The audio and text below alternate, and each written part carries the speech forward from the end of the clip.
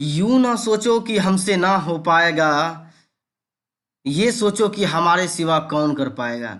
मेहनत कीजिए स्टूडेंट, क्योंकि मेहनत के बिना कुछ नहीं होता है। और आप लोग जब तक मेहनत नहीं कीजिएगा, ये लॉकडाउन का बहाना जो मारिएगा, उसके इससे आपको ही पछताना होगा और पछताने के सिवा कुछ नहीं मिलेगा।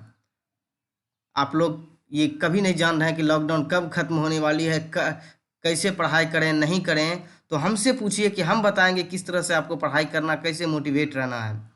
लेकिन आप जो है आज से ही शुरू करें। और जब भी अभी तक जो पढ़ाई नहीं कर रहे हैं, जो थोड़ा दिल से भी इसको नहीं मान रहे हैं कि पढ़ाई हो रही है या कैसे हो रही है, तो आप अच्छे से अपने जो भी क्लास का वीडियो है अपने क्लास का देखें और अच्छे से पढ़ाई करें।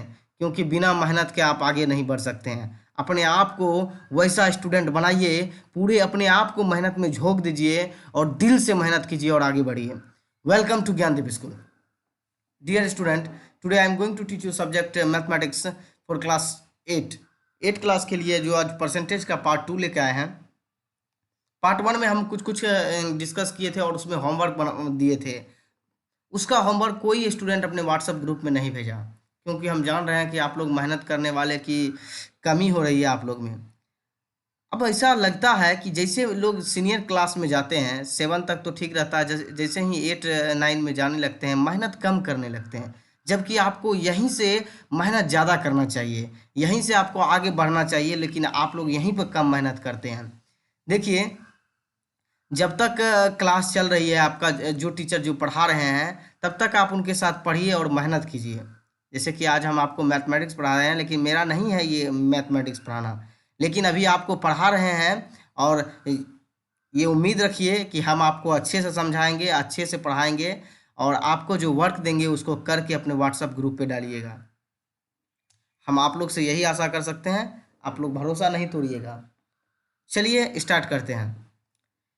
हम लोग उसमें जो था पार्ट 1 में, उसमें होमवर्क दिए थे, उसके बाद का ये कुछ एग्जाम्पल वगैरह है, उसको डिस्कस करने के बाद तब आपको वर्क देंगे, तब आप उसको कीजिएगा। सबसे पहले finding percentage of a number. जब एक नंबर रहेगा, कोई भी नंबर दिया रहेगा, तो तब उसका परसेंटेज किस तरह से निकालेंगे। तब देखिए इसका step, to find the percentage of a number. जब एक नंबर से हमको परसेंटेज निकालना होगा, फॉलो दिस स्टेप, यानी आपको स्टेप, जो 2 स्टेप दिया है उसको फॉलो करना, समझना है, उसके बाद निकल जाएगा।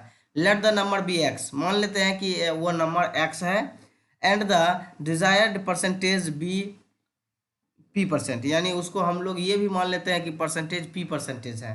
तब हम पी परसेंटेज को किस तरह से नंबर में निकालेंगे। तो कह रहा है multiply x by p and divide by 100 to obtain the desired p percentage of x. तब कह रहा है कि आप अगर एक्स को पी से मल्टीप्लाई कर देंगे और डिवाइड 100 से कर देंगे, तो उसके बाद आपको पी परसेंटेज बराबर एक्स निकल जाए, पी परसेंटेज ऑफ एक्स निकल जाएगा। यानी पी परसेंटेज ऑफ एक्स बराबर हम लोग कर सकते हैं P multiplication 100, P multiplication x multiplication 100, जैसे ये बोला था कर दिए। अब ये दोनों को मल्टीप्लाई करने के बाद पी एक्स हो गया बाय 100।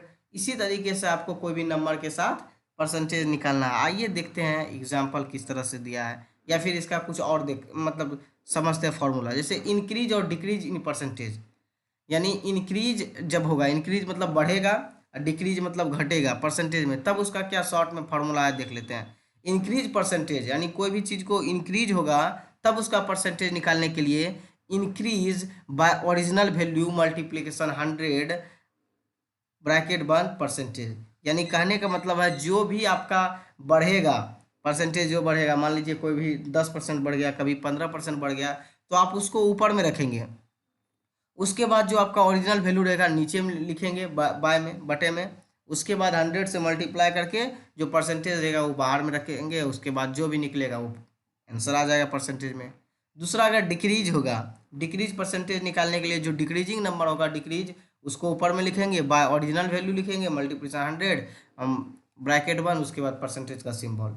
सेम है, लेकिन वही इंक्रीज में इंक्रीज का फॉर्मूला, डिक्रीज में डिक्रीज का लगाएंगे। आइए एग्जाम्पल 1 देखते हैं। Find 15% of rupees 1500। आपको दिया है 15% निकालना है 1500 का, तो 15% ऑफ 1500, तो ये परसेंटेज जो है ऊपर में लिख देना है। ये परसेंटेज जो है आपका इंक्रीज मान लेते हैं, ये इंक्रीज हो रहा है या आपको जो लग रहा है यहाँ पर जो, क्योंकि ये जो वैल्यू है आपका ये वाला दिया है, तो इसको समझिए। सबसे पहले 15/100, अब किस 15/100, क्योंकि ये 15% जो है वो कितना 100 में है, 100 में 15%। अब इसमें कह रहा है कि मल्टीप्लिकेशन 1500, क्योंकि 1500 से मल्टीप्लिकेशन करेंगे यहाँ पर तब जाके ये मेरा निकलेगा 15% का। आप देखो 0 से 00 काट दिए, 15 को 15 से मल्टीप्लाई कर दिए, 225 हो गया। तो ये आपका जो निकल गया ये 15% 1500 का 15% निकल गया। यानी कहने का मतलब है 1500 का 15% 225 रुपया आपका निकल के आ गया। अब फिर देखते हैं example, what percentage is 10 of 15, यानी कितना परसेंटेज होगा 10 का 50, यानी लेट बी 10 बी x%। ये मान लीजिए कि 10 का x% 50 है, तो x परसेंटेज ऑफ 15 यानी x% 50 है, यानी x% ऑफ 50 इजकल टू 10। मान लेते हैं कि x परसेंटेज है 50 का 10, तो x/100 मल्टीप्लिकेशन 50 इजकल टू 10। 10 इसको इसलिए रखे हैं क्योंकि बोल रहा कि 10 का ही कितना निकलेगा, तो इसको काट दीजिए आप। सबसे पहले इसको क्रॉस मल्टीप्लाई कर दीजिए, यानी या फिर इसको 50 को x से मल्टीप्लाई करके x multiplication 50 equal to 10 multiplication 100 इस साइड चला गया। अब देखिए x इजकल टू 10/100/50, 50 से इसको मल्टीप्लाई कर दीजिए, काट दीजिए, 50 2 या 100 2 हो गया, 2 से 10 को मल्टीप्लाई करके 20 हो गया, यानी 10 इज 20% ऑफ x, यानी 10 जो है 50% का मतलब 20% का 50 है। कहने का मतलब है 10 जो है 50 का 20% है, यानी 10 जो है ये 50 का 20% निकला है। वही अगर 30 निकलता 50 का, ये वही अगर 40 यही अगर मान लेते 20 रहता तो ये 40 निकलता, अगर यहाँ पर 30 रहता तो ये 60 होता, अगर यहाँ 40 रहता तो 70 रहता, और 50 रहता तो सॉरी, अगर यहाँ 40 रहता तो ये 80 रहता, और यहाँ पर 50 रहता तो ये भी 100% हो जाता, यानी 50 का 50 यानी 100%। इसी तरीके से आप सोच सकते हैं 10 जो है 20% है 50 का। आप देख लीजिए इस तरह से बनाया था। अब थर्ड नंबर का एग्जांपल देखिए, Pratap paid 20% of his salary as income tax, यानी अपने सैलरी में से 20% प्रताप सैलरी इनकम टैक्स को दे देता है। If he is left with 8,400 after paying the tax, अब उसके पास 8,400 रुपया बचता है जब वो टैक्स पे कर देता है। फाइंड हिज सैलरी, अब उसके पास मतलब उसका सैलरी क्या है ये पूछा जा रहा है। Let Pratap salary be x, मान लेते हैं कि प्रताप का सैलरी एक्स था। Amount paid as income tax 20%, कितना 20% नहीं करता है ना, 20% ऑफ एक्स पूरे सैलरी का, यानी जो हम माने हैं सैलरी एक्स है, तो एक्स का 20% इजकल टू 20/100 मल्टीप्लिकेशन एक्स। अब इसको मल्टीप्लाई कर दीजिए, 20 को 100 में डिवाइड कर दीजिए, 5 बार में कट गया, तो x जो है 1 से मल्टीप्लाई हो जाएगा 1 और यहाँ 5, तो x equal to x multiplication 1 equal to x, यानी x को एक बार गुना करेंगे तो x ही आएगा बटे 5, तो 5 हो जाएगा x/5। अब ये हो गया इसका, मान लेते हैं कि ये उसका अब x/5 सैलरी है। अब पूरे इसको नंबर में कैसे निकालेंगे, money left after paying income tax, अब मनी उसको कितना बचा जब वो इनकम टैक्स पे कर दिया, तो वो बचा हुआ है 8,400, तो 8,400 लिखा हुआ एक्स माइनस, यानी क्योंकि हमको माइनस करना पड़ेगा तभी ना, सैलरी में से जितना दिए हैं उसको माइनस करेंगे तभी तो पता चलेगा कितना रुपया मेरे पास था। तो x जो सैलरी है आपका x माइनस x/5 क्योंकि हम इनकम टैक्स को x/5% दे चुके हैं, इजकल टू कितना दिए हैं तो 8,400, यानी कितना बचा हुआ है 8,400 बचा हुआ है। तो अब देखिए 5 को x से मल्टीप्लाई करेंगे, 5x minus x equal to 5 equal to 8400। अब 5x में से 1x घट जाएगा, 1x घट जाएगा तो 4x बाय 5। अब ये 5 आया। अब यहाँ पर इसको मल्टीप्लाई कर दिए, क्रॉस मल्टीप्लाई। यहाँ पे बटे में 1 रख दीजिए, 1 लिखिए, और 1 को 4x से मल्टीप्लाई करेंगे 4x होगा, और 8500 को 8400 को 5 से मल्टीप्लाई कर दीजिए। देखिए अब यहाँ पर x equal to 8400 equal to 5/4। अब 4 को मल्टीप्लाई कर दीजिए इससे 8400 में, इसको कीजिए 4 2 जा 8 और 4 1 जा 4, यानी यहाँ पर निकल गया 2100, यानी 2100। अब 2100 को 5 से मल्टीप्लाई कर दीजिए 10,500 निकल जाएगा। कहा जा रहा है हैंस प्रताप सैलरी इज 10,500, यानी प्रताप का सैलरी जो है वो 10,500 रुपया है, जिसमें से वो अपना 20% इनकम टैक्स को देने के बाद उसके पास 8,400 रुपया बचता है, तो उसका टोटल सैलरी जो है 10,500 रुपया है। तीसरा है a medicine contents 6% benzoic acid, यानी एक मेडिसिन में 6% बेंजोइक एसिड है, 36%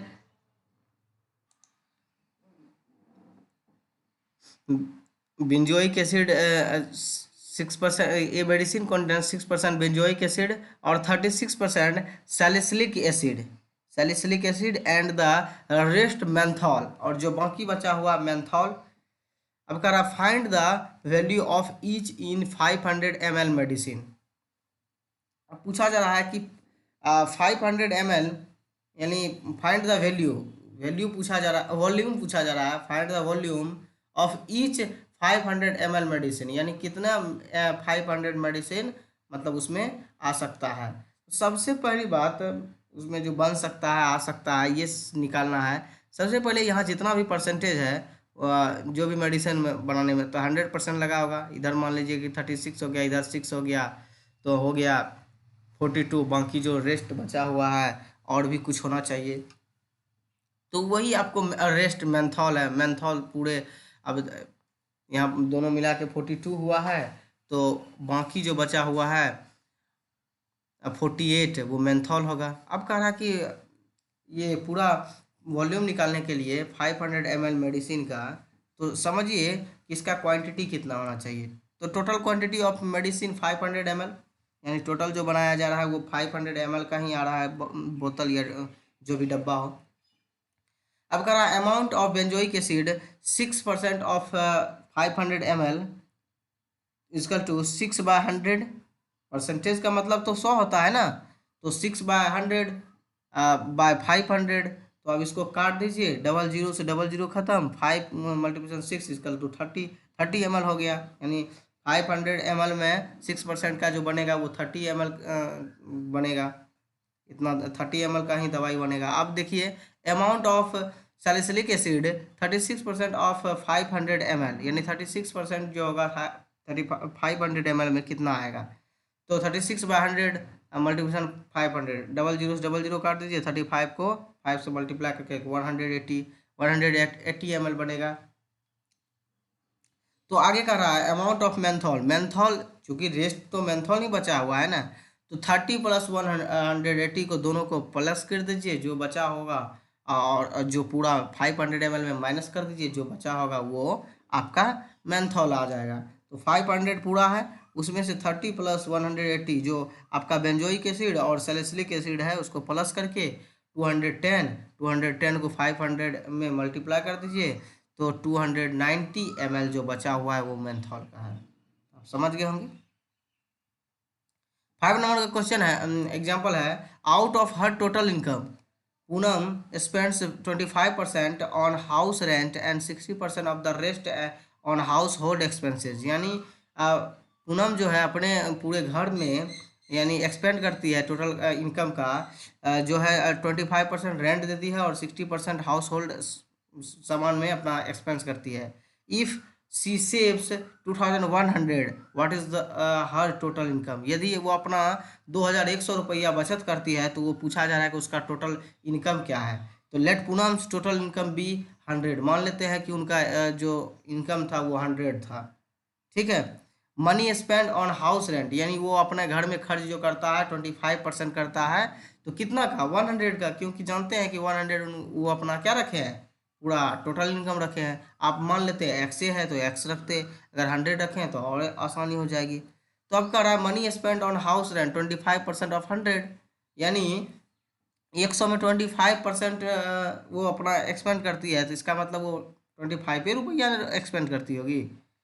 तो अब बात है कि बैलेंस, अब उनके पास बचा कितना होगा, तो 100 कर देंगे तो 75 ये बच गया। अब किसके खर्च करने पे रूम रेंट भाड़ा देने के बाद उनका 75 रुपया बच रहा है। कह रहा money spent on house hold 60% वो अपने घर के घरेलू सामान पे खर्च करती है, ऑफ 75, क्योंकि 75 पे तो बचा है अब उनके पास, तो 60/100, क्योंकि 60% का मतलब होता है 60/100, परसेंटेज का मतलब होता है बाय 100 ऑफ 75। अब क्योंकि ये 75 जो बचा है उसी में करेंगे, तो एक जीरो से ऊपर का काट दीजिए, या फिर आप डायरेक्ट कीजिए 3 बार में 25 का अगर टेबल पढ़ेंगे तो 25 3 जा 75, और 25 को 4 बार में करेंगे तो ये पूरा कट जाएगा, यानी 25 4 जा 100, 4 बार में ये कट गया, ये 3 बार में कट गया, 4 से इसको 60 काट दीजिए 15 बार में, 15 4 जा 60, अब यहाँ पर आ गया 15, इधर 3, 15 से 3 को मल्टीप्लाई कर दीजिए 45 आ गया। अब उसके पास ये जो खर्चा करने के बाद आपका घरेलू सामान खर्चा करने में उसको 45 रुपया, इधर टोटल रूम रेंट देने में 25 रुपया, दोनों को जोड़ दीजिए 25 और 45, दोनों को जोड़ने पर आता है आपका 7, कितना टोटल आता है ना, इधर 45 और इधर 25, तो दोनों को जोड़ने के बाद आपका 75 रुपया, यानी 70 रुपया, 70 रुपया खर्च होता है, और 70 रुपया खर्च होता है, 100 रुपया वो अपना सेविंग माना था, तो कितना बचना चाहिए, बचना चाहिए 30 रुपया। अब देखते हैं ये किस तरह से किया, सेविंग 75 माइनस 25, यानी 75 इनका बचा हुआ था, उसमें 45 घटाने के बाद 30 आया। अब आगे देखते हैं, if the saving is 30 of total income, यानी उनका सेविंग जो है 30 रुपया है टोटल इनकम का टोटल इनकम 100 माने थे, तो 100 का 30 है, तो इफ़ द सेविंग 1 अगर सेविंग होता तो टोटल इनकम कितना होता, 100/30, क्योंकि टोटल इनकम तो 100 है, उसमें 30 रुपया सेविंग हो रहा है, बच रहा है। इफ़ द सेविंग इज 2100, यानी उसका बचत 2100 रुपया हो रहा है, तो टोटल इनकम कितना होगा, 100/30 मल्टीप्लिकेशन 200, 2100। अब इसको काट दीजिए, एक जीरो से ये एक जीरो कट खत्म, 3 को कीजिए 7 3 जा 21, और एक जीरो, यानी 70 हो गया, 70 को 100 से मल्टीप्लाई कर दिया 7000 हो गया। Hence Poonam is total income 7000, यानी उनका जो इनकम था टोटल 7000 था। इस तरह से आप बना सकते हैं। 6 नंबर का एक एग्जाम्पल और है, ये दूसरे तरह का, सब एग्जाम्पल अलग अलग तरह का, इसलिए आप सभी को देखें। A packet of sweets cost 55 rupees, यानी एक पैकेट जो है मिठाई का दाम 55 रुपया है। This is 10% more than it's cost in previous year, यानी उसका जो प्रीवियस ईयर में 10% वो ज़्यादा दाम था। What was the cost of this packet of sweets in the previous year, यानी उसका प्रीवियस ईयर में रियल में उसका कॉस्ट क्या था। Let the cost of packet of sweets in the previous year be 100, मान लेते हैं कि उसका प्रीवियस ईयर में 100 स्वीट्स का एक पैकेट का दाम था। इंक्रीज इन कॉस्ट 10% ऑफ 100, यानी 10% इंक्रीज हो रहा है 100 में, तो 100 का 10% निकालेंगे तो 10 ही होगा। प्रेजेंट कॉस्ट 10, ये 100 है तो 10% ऐड हो जाएगा, तो 110 हो जाएगा। If the cost is 110 previous year the cost, यानी प्रीवियस ईयर में अभी प्रेजेंट में 110 है, तो प्रीवियस ईयर में 100 था। If the present cost is 1, मान लेते हैं प्रेजेंट में 100 है, तो प्रीवियस में 100/110। इफ द कोस्ट ऑफ 55, अभी प्रेजेंट में इसका 55 है, तो प्रीवियस ईयर का कोस्ट पूछ रहा है, तो 100/110/55, 55 को अगर 2 से काट देंगे, 2 बार में लगाएंगे तो ये 110 कट जाएगा, कट गया 2 बार में, और 2 बार 2 से डिवाइड करेंगे 100 को तो 50 बार, यानी इसका टोटल जो था 50 रुपया था प्रीवियस ईयर में। तो आपको समझ में आ गया होगा। ये प्रीवियस ईयर का स्वीट का पैकेट पूछ रहा, दाम पूछ रहा था, तो ये 50 आ गया, आप देख सकते हैं। ये इंक्रीज और डिक्रीज पे बना हुआ था सवाल। ये देखिए 11th नंबर का कह रहा है the price of sugar has been increase by 40, यानी अब जो है सवाल आपका इंक्रीजिंग और डिक्रीजिंग पर बन रहा है। यानी इसका प्राइस जो है शुगर का इंक्रीज हो गया 40%। By how much percent must the new price be decrease to retain its former price, यानी उसको कितना परसेंट डिक्रीज करना पड़ेगा जो कि पहले का प्राइस पर वो पहुंच जाएंगे। Let the original price of sugar be 100, मान लेते हैं कि इसका ओरिजिनल प्राइस जो 100 रुपया, इंक्रीज इन प्राइस 40% हुआ 100 में, तो 40 rupees. New price 100 + 40 equal to 140। In order to retain the original price reduction needed, यानी उसको कितना रिडक्शन करना होगा जो कि ओरिजिनल प्राइस पा जाएंगे, तो वह 140 में से 100 घटा देंगे तो 40। Reduction needed on 140 rupees equal to 40 rupees. Reduction needed मान लीजिए कि उसको कितना ये अपना कम करना पड़ेगा, तो अब फिर यहाँ पर 40/140, वन मान लेते हैं 1 है तो 140/140। रिडक्शन नीडेड 200, चूँकि 100 माने थे इसलिए 40 इक्वल टू 140 मल्टीप्लिकेशन 100। अब इससे एक जीरो इधर काट दीजिए, अब इसको इधर से काट दीजिए, इधर यानी 100 है, इधर डायरेक्ट इसको काट दीजिए 5 बार में, इधर 7 बार में। 7 को इससे फिर इससे कीजिए। अभी इसको 5 को 40 से मल्टीप्लाई कर दीजिए, हो जाएगा आपका 5 को 40 से मल्टीप्लाई कर दिए 200 हो जाएगा, इधर बचा आपका 7। तो इसको आप तोड़ के यानी आप इसको इस तरह से ला सकते हैं, क्योंकि इसको आप मल्टीप्लाई कीजिएगा तो 196 आएगा, 4 जोड़ दीजिएगा तो 200/7 आ जाएगा। If the new price of sugar sold be reduced by 28/4/7% to retain the original price, ये इतना परसेंट इसका रिटेन प्राइस निकला, मतलब ओरिजिनल प्राइस निकला। अब 12th नंबर का एग्जांपल है find the percentage of pure gold is 18 carat gold, यानी आपको प्योर गोल्ड का परसेंटेज निकालने के लिए कह रहा है कि 18 कैरेट का गोल्ड है। If the 24 carat gold is 100% pure gold, यानी 24% के लिए उसको कैरेट गोल्ड के लिए 100% प्योर गोल्ड होना चाहिए। तो उसके लिए इसको क्या करना होगा, पूछा जा रहा है कि फाइंड, मतलब आपको बताना है कि प्योर गोल्ड जो है 18% का, मतलब 18 कैरेट का गोल्ड कितना परसेंटेज आएगा, जबकि आपको पता होना चाहिए 24 कैरेट गोल्ड जो होता है वो अपने आप में 100% होता है। प्योर गोल्ड जो होता है 24%, 100 अपने आप में 100% होता है, तो 18 कैरेट गोल्ड वो अपने आप में कितना परसेंटेज होगा। सॉल्यूशन देखते हैं। In 18 carat gold pure gold is 18 parts of out of 24 parts, यानी 18 कैरेट का जो गोल्ड है वो प्योर गोल्ड का 24, मतलब 18 उसका 18 जो है प्योर गोल्ड का 18 part out of 24 parts. The percentage of pure gold in 18 carat gold, यानी अब देखिए 18/24 इसलिए लिए हैं कि ये 100% का गोल्ड है, गोल्ड है अपने आप में, तो 18/24 रखे हैं, बाय मल्टीप्लिकेशन 100 से क्यों, क्योंकि 100% हमको निकालना है। अब देखिए इसको 6 से मल्टीप्लाई कर दिए 3 बार में कट जाएगा, और इसको 6 से मल्टीप्लाई 4 बार में कट जाएगा। 4 को आप 100 को 25 में काट दीजिए, 25 को 3 से मल्टीप्लाई कीजिए, ये 75 जो आ गया, ये आपका 18 कैरेट गोल्ड का परसेंटेज आ गया 75।